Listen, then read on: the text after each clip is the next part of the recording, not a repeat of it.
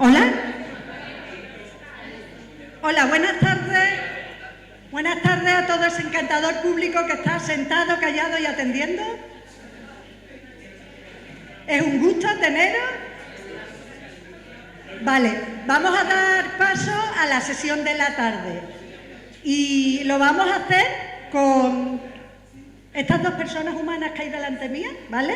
Que se llaman Saba y Juanjo y que son de la asociación Underground Colectiva, que es una asociación que lleva mucho tiempo, y me van a corregir ellos que saben mucho mejor lo que hacen que yo, trabajando con territorio, trabajando comunidad, trabajando participación, trabajando co-creación y llevando a la práctica estos temas que ahora se han visto de una forma un poco más conceptual, que es que para trabajar en el territorio hay que contar con la gente de allí.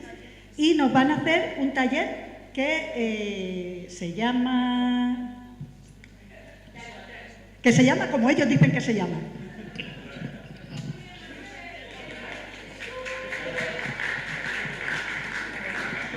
Es que no me acuerdo cómo se llama exactamente. Sí, es un afectómetro. Bueno, yo soy Saba, él es Juanjo, como decía Maribel, somos de la Underground Colectiva, una asociación que trabaja mediación cultural, trabaja educación educación patrimonial y ciencia ciudadana. Entonces, bueno, pues nos dedicamos un poco a esto. Y cuando nos invitaron, bueno, muchas gracias a la organización, muchas gracias al pueblo, al espacio y, bueno, a que generar estos espacios, ¿no?, donde podemos conocernos y compartir. Nosotros habíamos pensado hacer un taller que tuviera una duración de 1 hora, pero como nos gusta mucho ramonear, pues no nos va a dar tiempo. Entonces, en realidad, lo que queríamos es presentaros una herramienta que pudierais vosotras y vosotros replicar en vuestras prácticas. Es una herramienta para diagnosticar los contextos, es una herramienta para preguntarle a la ciudadanía lo que quiere, ¿no?, porque hemos estado escuchando durante toda esta mañana un montón de procesos donde quizá habría que incidir, ¿no?, en esa práctica de escuchar lo que la ciudadanía quiere, no llevar proyectos para que participen, sino conseguir que la ciudadanía pues diga lo que quiere participar, lo que le apetece, lo que le afecta, lo que le importa, ¿no?, y lo que le repercute. Entonces el afectómetro es una herramienta muy sencilla, la hemos colocado ahí fuera, se puede hacer con ese dispositivo que es el que hemos traído porque es el más fácil, ¿no?, de llevar de un lado a otro. Consiste en una línea que tiene porcentajes, 0, 25, 50 y 100, y se establece una pregunta. En este caso... No, habíamos pensado, por ejemplo, hemos estado hablando antes, esta mañana, del tema de la desaparición del patrimonio rural, ¿no? El abandono de los cultivos tradicionales, incluso el abandono, yo qué sé, de chozo, de cabañas, cosas que se están viniendo abajo.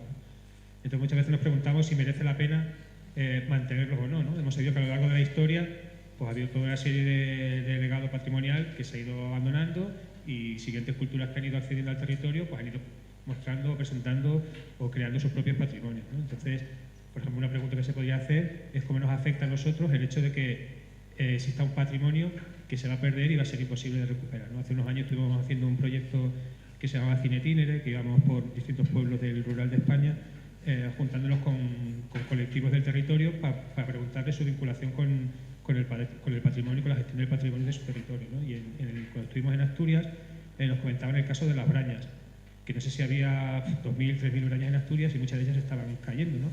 Entonces había un antropólogo allí que nos decía, a ver, si se conserven 13, 14, 15 para mantener ese legado, el resto es que no es necesario mantenerlas porque primero es imposible, igual que pasa con los molinos en Galicia, entonces ¿cómo nos posicionamos nosotros en lo que sentimos por el hecho de que desaparezca, ¿no?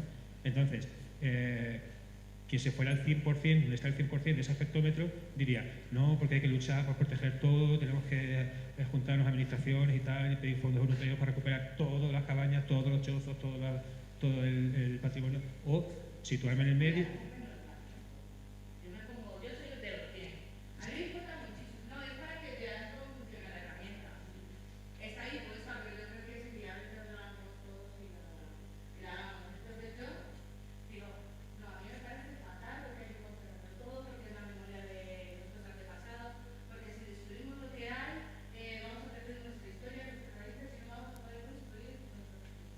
yo, por ejemplo, le pongo en el 0%, que no me importa nada, ¿no? Es decir, como ya ese tema, ese trabajo en el campo, esa cultura tradicional, pues ya las nuevas generaciones pues ya apuestan por otras cosas, ya estamos viendo que hace falta gente, mano de obra que trabaje en el campo y hay que traerla de fuera, más eso en grandes explotaciones como para que encima mantener esos sistemas tradicionales de cultivo en pueblos de una sierra, ¿no? Que eso va a ser insalvable. Entonces yo creo que hay que dar paso a nuevas generaciones, a nuevas formas económicas en los pueblos y entonces yo creo que ese patrimonio da igual que se pierda. Pues yo después de lo que dices igual me lo pienso. Y igual me pongo en un 75%, porque también tienes razón, ¿no? El patrimonio se construye día a día, los patrimonios los vamos construyendo las personas, ¿no? Y forman parte de nuestra cultura. Entonces igual, venga, me voy a poner en el 75, ¿no? Y así va incorporándose las voces de todas las personas. Es un espacio también que es muy amable para cuando se inicia, yo qué sé, unas jornadas, ¿no? Para que nos empezamos a conocer, para que sepamos pues, de qué pie cojeamos cada uno, ¿no? Cuáles son nuestros intereses.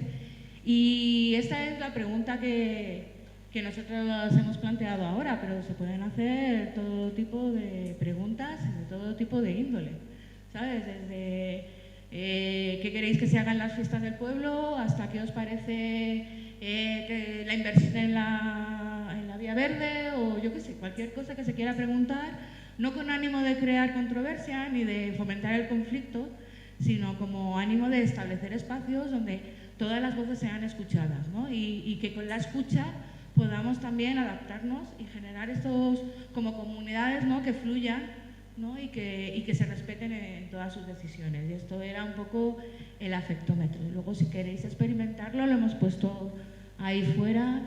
Y yo creo que también, por respeto a los que vienen ahora, no vamos a movernos y hacerlo. Pero bueno, como las jornadas son más días, si os animáis en algún momento, sacamos algún rato, incluso os animamos a que penséis preguntas que creáis que sean relevantes, ¿no? Nosotros también a veces lo utilizamos para las conclusiones. Si hacemos algún trabajo, ¿no? Pues para las conclusiones, para evaluar lo que hemos hecho, pues lo utilizamos también esta herramienta. Y como os digo, es bastante fácil, está colgada en nuestras redes cómo se hace, o sea que no tiene ninguna pérdida y nada, que luego contamos más cosas. Sí, luego ya explicamos más herramientas y un poco entraremos más en cómo utilizarlas y en qué ámbitos, ¿no? Del patrimonio le hemos utilizado. Y no sé cómo vamos de tiempo, no sé si alguien tiene alguna pregunta o algo. Es que ya que nos hemos sentado...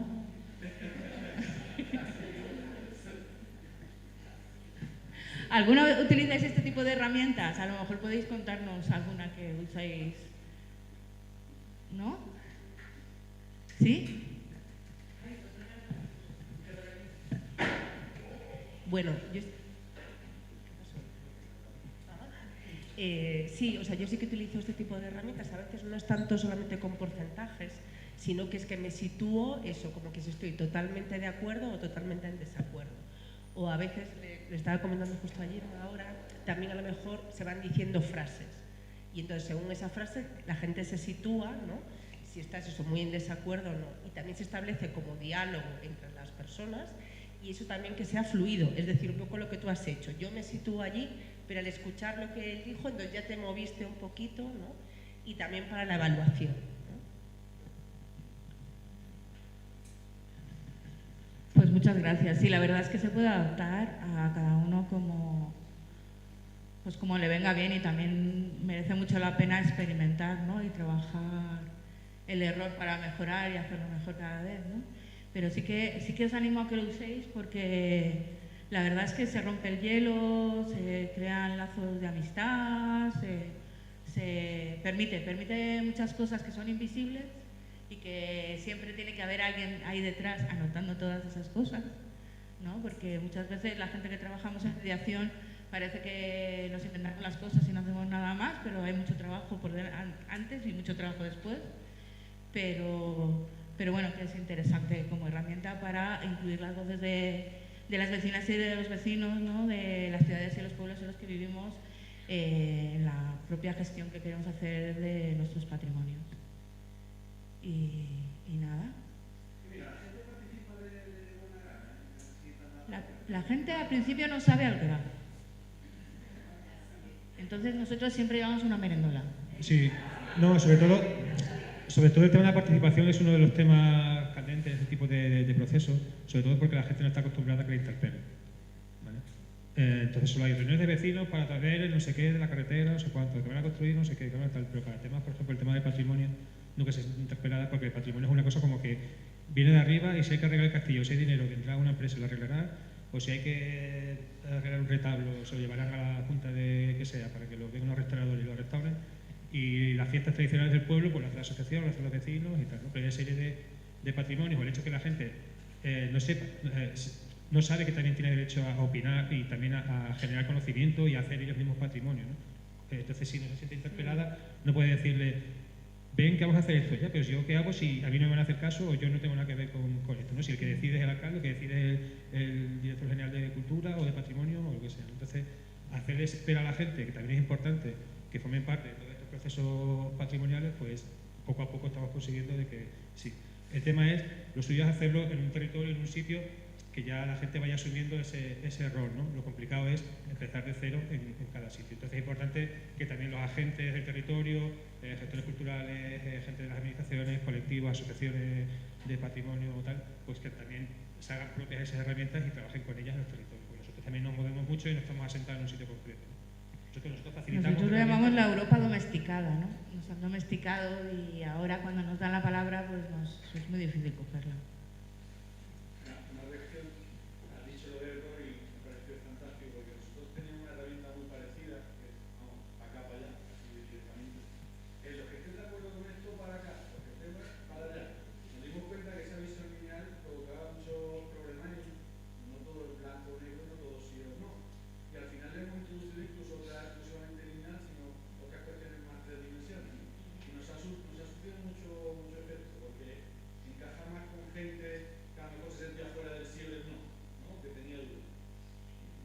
También es interesante que todo esto, que tenemos que tener en cuenta de cuando hablamos de patrimonio y cuando hablamos de rural, ¿no? Hay 1000 patrimonios, 1000 rurales, 1000 tipos de gente, 1000 territorios distintos, con una gente más propensa a participar. A nosotros lo hemos encontrado en pueblos de 2000, 3000 habitantes que han venido 2 personas y en un pueblo de la Sierra de Ávila de 40 han venido 36. Gente como, a mí no me interesa, yo todo lo que pasa en el pueblo, como nunca pasa nada, a mí me da igual, yo vengo a verlo. Vosotros me decís, me contáis y ya, porque para algo que hay en el pueblo, pues vamos, sea esto, sea una película, sea un concierto, sea un titiritero, que me da igual. O sea, entonces cada realidad es distinta y también tienes que saber jugar con ella y por eso es muy importante los agentes que conocen el territorio. Pues nosotros vamos dando vueltas por ahí, ofrecemos herramientas, ofrecemos posibilidades, pero la gente que se queda en el sitio trabajando no podemos ser nosotros. No, pero es curioso porque justo antes estábamos hablando de la participación y he dicho yo, qué rabia me da o qué mal me sienta cuando la gente me dice, es que la gente de mi pueblo no participa. Claro, pero es que ¿en qué va a participar? ¿En lo que a ti te gusta? Pues te tendrás que preguntar a la gente qué quiere hacer para que participe. No puede ser, ¿no? Entonces, en cuanto nuestra experiencia, que es en cuanto tú abres el espacio y en cuanto le dices, no, es que vamos a hacer lo que tú quieres hacer o lo que todos queramos hacer, lo vamos a discutir entre todos, la gente sí que participa. Esa es nuestra experiencia. No nos ha pasado nunca que eso no se hace. Entonces, sí. Por ejemplo, nos pasó una vez en un pueblo de Salamanca, en Robleda, que está cerca de Ciudad Rodrigo, que estuvimos en el proyecto este que comentaba de cine. En esa actividad solo fue una señora. Ya está. Hacemos unas proyecciones documentales sobre el tema de patrimonio rural y hacemos una mesa de trabajo y solo vino esa señora. Entonces, claro, lo normal es decir, no merece la pena, ¿sabes? Pues vaya a su casa y ya está, ya nos vamos a otro sitio y no hay problema. Pero nos contó la señora que ella no sabía leer, una señora mayor, tendría 80 años o algo así. Y en el ayuntamiento hicieron un curso de alfabetización para aprender a la gente que no sabía leer, pues para enseñarles. Y ella se presentó. El tema es que el mínimo de participantes eran 6. Y cuando ella se apuntó solo había 5. ¿Y qué dijo el ayuntamiento o quien ofrecía el curso? Para 5 no damos el curso. Y esa señora, por una persona, se quedó sin aprender a leer y a escribir. Entonces nosotros decíamos, o sea, ya puede ser un proyecto financiado con ayudas públicas, con fondos europeos, de esos que luego enséñame la foto, ¿sabes? La evaluación del proyecto para que se vea que ha ido mucha gente, ¿sabes? Que pasa muchos proyectos, venga, niños, proyectos no sé qué en los colegios, foto, mira cuánta gente ha participado, ¿sabes? Porque nos da vergüenza de que, mira, hemos hecho una actividad, hemos empleado 6 horas, hemos buscado material, hemos hecho tal y solo hay una persona. Porque puede decir, pues al año que viene pues no tenemos perras, porque no nos merece la pena, que eso también pasa mucho, y eso también es un tema que tratar con las ayudas públicas, de decir, es que si son 10 personas en un pueblo de 40, no me conviene.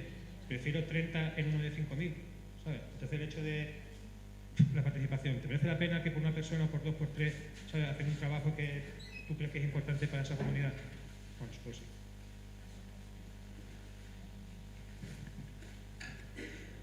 Sí, en cuanto a herramientas que estabais comentando, que además Isa compartió un ejemplo de mapas participativos en un pueblo en la zona en la que vivo, en la Sierra de Madrid, que tenía el título de ser el pueblo más pequeño en la Comunidad de Madrid, ya no lo es, con 25 personas todo el año. Yo estaba contratada como guía de turismo y, bueno, con la información así, la documentación y conocer el territorio y el trabajo previo, gracias a que tenía un compañero que era animador sociocultural y ya se reunía con las vecinas del pueblo, les propuse hacer un mapa emocional. O sea, tratar del callejero del pueblo y el entorno así cercano a ellos y ellas por donde quisieran ir, pues conocer cuál era su memoria viva, ¿no? Y la interpretación, llegar un poco a entender ese entorno y ese paisaje desde sus vivencias. Y la verdad es que fue muy, muy enriquecedor, porque lo que yo detectaba y detecto siendo habitante de esa zona, han cambiado algunas cosas afortunadamente a mejor, era que cada vez que se hacía un folleto sobre el pueblo, un folleto turístico, se reeditaba lo anterior, sin documentación a lo mejor escrita o más académica, pero tampoco sin documentación a pie. Y entonces yo tuve que hacer una revisión del folleto y yo se lo leía, ¿no? Y entonces como que se miraban y no se reconocían en él. Y entonces yo decía, bueno, será mejor o peor, será más llamativo o menos, pero se tienen que reconocer en aquello que se supone que muestra cómo es este lugar. Y una muy sencilla, así con lo que decís, es posicionarte. Así en algunas salas sobre cualquier tema, pues abrir así el grupo y lanzar una pregunta y tenerse que posicionar en 4 puntos distintos y en relación a ese cambiar la pregunta, y entonces ver como no hay blancos y negros, sino que en un momento estás en una esquina, pero en la siguiente pregunta estás en otra y en la siguiente estás en otra. O juegos de rol así, ¿no?, que creo que utilizamos mucho, y ya conociendo un pelín a las personas, tratar de que su papel sea muy contraria a la que ves que ya argumentan, ¿no? Y entonces al final hay fuerzas a que haya un ejercicio de empatía y entonces a que tengan que ponerse en situaciones fuera de su área de confort y cómo las resolverían, y a tratar de entender otros sentires, otras formas de vivir, ¿no?, esas 3 cosillas. Así. Gracias. Lo dejamos ir luego. Que vienen los youtubers, ¿no? Por eso. O sea, que luego ya os enseñamos eso, una herramienta más, y sobre todo también el acceso a donde podéis sacar información, porque hay un montón sobre todo de eventos, de páginas web, donde hemos estado participando con más gente haciendo un recopilatorio de publicaciones relacionadas con un montón de temas relacionados con la participación, ¿no?, en patrimonio y en cultura. Pues nada, muchas gracias.